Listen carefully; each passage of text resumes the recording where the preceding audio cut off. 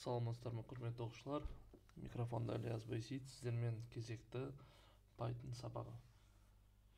Бүгінгі сабақта біз жалпы санды енгізу және шығару, яғни бұл сандарды енгізген кезде құрбыс тек input емес, мысалға басқа да қандай способтармен енгізуге болады, біз сонымен таныс боламыз. Яғни ол жерде біз мысалға бір немесе бірден көп, мысалы кейде 5 айнымалы енгізетін болсақ, әр қатар 5 қатарға енгізбей, оның барлығын бір қатарға қалай енгізу керек екенін, және шығарған кезде бір қатарға барлығын 2 немесе 3 принтті бір қатарға қалай шығаруға болатынын, және олардың араларын қалай ажыратуға болатынын біз таныс боламыз. Жалпы өткен сабаққа шолу жасайық. Біз мынау үй тапсырмасы сіздерге осы болатын. Жалпы осыдан не шығатын еді? Яғни 28-дің ішінде 5 қанша бар? Әрине 5 рет болады. Мына жақта 15 ішінде 0 болады. 65-дің ішінде 4 16 рет болады. 22-дің ішінде 1, 100-дің ішінде 25 рет болады. 26-ға қалдығын алған кезде 0 болады. 15-ді 14-ке 1 болады. 36-ны 14-ке 14 28, 28-ні алтын алатын болсақ 8 болады. 22-ні 3-ке 7 бөлік қалдық 1 болады. 89 20 9 қалдық болады. Ал енді бірінші процентті, яғни жақша бірінші орында алады. Бұл жерден бізде 2 қалдық, 2-нің ішінде 14 0 рет бар. 14-тің ішінде біреу бар, 1-ді қалдық біреу болған кезде 0 қалдық болады. Бұл жерде 0 болады. Енді 36-ны 10-ға бөлген кезде бізде мына жерде мынандай қалып кеткен, осы жерде 3 шығады. 3-ті процент 3-ке бөлетін болса 0 шығады. Ал егерде басқалайынан шығатын болса, бізде жауабы 0-де 6-да бірдеңе болып шығады. Оны Python'да тексеріп көрсеңіздер болады. 27-ні 7-ге процентке бөлген кезде бізде 7-де 3 6 болады. 6-ның ішінде 6 біреу бар. Енді 77-ні 15-ге 75-те 5-еу. Так, 2 қалдық қалады, 2 қалдық, 2-де 15, 2-нің өзі қалдық қалады. Жалпы осындай нәтиже шығу керек еді сіздерде. Енді бүгінгі сабаққа оралайық. Санды енгізу және шығару. Жалпы санды енгізу және шығаруда біз айтады. Бізде программа коды input функциясын қолданып, деректерді жолды тізімге түрлендіру үшін split әдісін қолданамыз дейді. Жалпы бұларды берген түрі, негізі осы жерде бергенге онша кітаптың бергеніне қанағаттанбаймын. Негізінде бізде бір немесе бірнеше айнымалыны беру үшін, былайша айтқан кезде map функциясы қолданылады. Енді қараңыздар, бір немесе біреуін жазатын болсақ, біз осының алдында не қолданатын едік? 25 қылайық, сіздер көріну үшін. А тең int input деп қолданатын едік. Дұрыс па? Осының ішіне мән беретін. Енді қараңыздар, осындай алдында сабақта біз солтүстік, шығыс, оңтүстік, батыс, орталық деген есеп болды. 5 мысалға айнымалы болды. 5 айнымалыны енгізу керек болды. Енді соны бір қатарға енгізу үшін бізге map функциясы керек. Яғни ол үшін біз міндетті түрде ол жерде кемінде 2 айнымалыны жазу керекпіз. Себебі бір input болатын болса, a тең int input деген бізге қолайырақ. Енді қараңыздар. A, B, S, мысалы үшеуден берейін. A, B, S тең map функциясы ол бізге 1, 2, 3 айнымалыны бір тізім қылуға көмектеседі. Оның типін біз береміз int деп. Ол яғни бүтін санға, бұл жердегі int дегеніміз ол бүтін сан екенін ғана білдіреді. Яғни нақты сан беретін болсаңыздар, осы жердің орнына, мынаның орнына float деп бересіз. Ал жолдық тип бергіңіз келсе str деген типті беруіңіз керек. Болмаса жай ғана int, ол бүтін сандар. Енді int өтір болады. Одан кейін input жақша ашылып жабылады. Одан кейін точка болады. Точкадан кейін split осымен жабылады. Split бізде қолданылуы бұл, яғни мәліметтерді A, B, S-ны енгізген кезде мынау map оны бір қатарға айналдырады. Оның типін int қып береді, inputты қолдан беру үшін. Split дегеніміз айнымалылардың арасын ажыратады. Енді қараңыздар. Бұл енді қалай болады? Print A print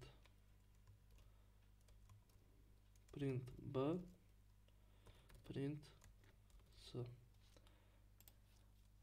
Так, осыны тексеріп көрейік. Яғни a b c-ны енгізгенде біз міндетті түрде енді мына жерге берген кезде біз алдында барлығын сандардың бәрін мысалға 3-ті беретін болсақ enter басатын едік, ал бұл жерде пробел арқылы енгіземіз. Яғни 3 болса 3, 5 болса 5 пробел арқылы енгіземіз. Сонда 3, 4, 5 шығады. Ал егер де enter басатын болсаңыздар, мысалға 3 деп enter басатын болсаңыздар, уже сіздерде ошибка шығады. Яғни бұл жерде 3 ошибка, 3 айнымалыны енгізу керек едіңіздер, сіз енгіздіңіз біреуін деп шығып тұр.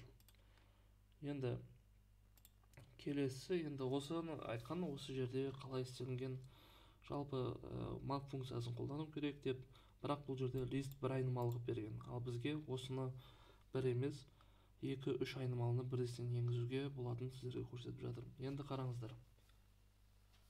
Print функциясының толық синтаксисі, яғни print функциясы, мына жерге print басуға арналған жол sep and деп берген. Енді қараңыздар. Sep айнымалылардың арасын ажырататын символды көрсетеді. Үнсіз келісім бойынша бос орынмен ажыратылады дейді. Қараңыздар. Sep деген жалпы сепаратор деген сөзден шыққан. Бұл яғни бөліп алушы, яғни айнымалылардың арасын бөліп береді деген түсінік сіздерде болу керек. Енді қараңыздар, осы жерде мысалға алайық. Сепаратор дегенді қалай сіздер ауылда тұрсаңыздар, сепаратор деген бір құрылғы болатын, сүттен майын бөліп алатын ба, сондай құрылғы бары, болмаса Украинада болып жатқан жағдайларда мысалы сепаратистер деп айтады, яғни бөлінушілер дегендей. Тура сондай бұлар енді Python'да бұл жерде бөліп алады деген түсінікті ұғыну керекпіз. Енді қараңыздар, енді end дегеніміз ол жолды қандай символмен аяқтау керектігін анықтайды. Егер print, бұл енді түсіну керексіздер, print дегеніміз өзінен төмен тұрған жолды өзінің алдына қосып алушы. Ал одан кейін ол бос орынмен тұра ма, бір символмен жалғана ма, оны өзіңіз шешесіз. Ол тек қана бірақ жағдайда өзінің қасына тартып ала алмайды, ол тек қана мынау новый строканы алған кезде. Мынау дегеніміз сіздерде тесті келуі мүмкін, бұл жаңа жолды бастау деген мағынаны білдіреді. Осыны тексеріп көрейік практикада. Мысалға, осы жерге қазір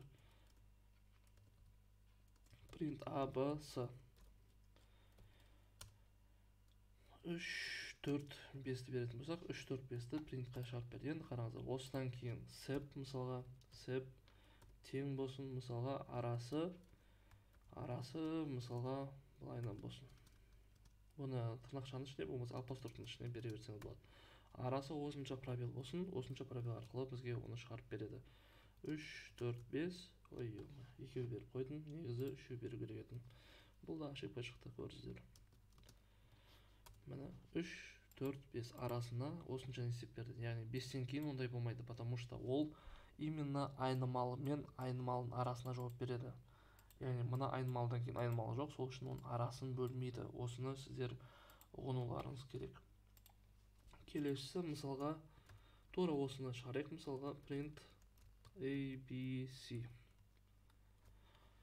Енді қараңыздар, осы жерде мысалға қазір шығады 3, 4, 5, мысалға арасы ажыратылып шығады, келесінде кәдімгі обычный болып шығады.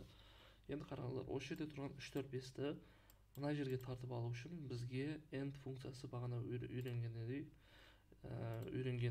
яғни end функциясы, end деген тең дейміз. Яғни оның арасы, ол есіп беретін болсақ, бізде оның арасы жабысып қалады. Сол себепті де бізде оны пробел арқылы бергеніміз дұрыс. 5, мысалға 3, 4, 5, мұны 3-іміз біздің тартып алды, бірақ арасы жабысып қалды. Ол жабысып қалмау үшін арасына біз бос орын болмаса бір белгімен бергеніміз дұрыс. Көбіне бос орын қалдырылады. Яғни осы жерге 3, 4, 5 жауабы, мұның арасында бос орын бар, 3, 4, 5 кәдімгідей шығып отыр. Енді қараңыздар, тағы да осы жерге бағана айтқандай тек қана ол қай жағдайда тартылмайды деп айттым. Плюс жаңа new деген мағына білдіреді. Ол жаңа строкадан жазатын болсақ, ол өзінің жанына тартып алмайды. 1, 2, 3, мысалы 1, 2, 3, кәдімгідей өзінің жолында шықты. Жалпы осыларды сіздерге берген, мына жерде результаттарын көрсеңіздер болады. Так, енді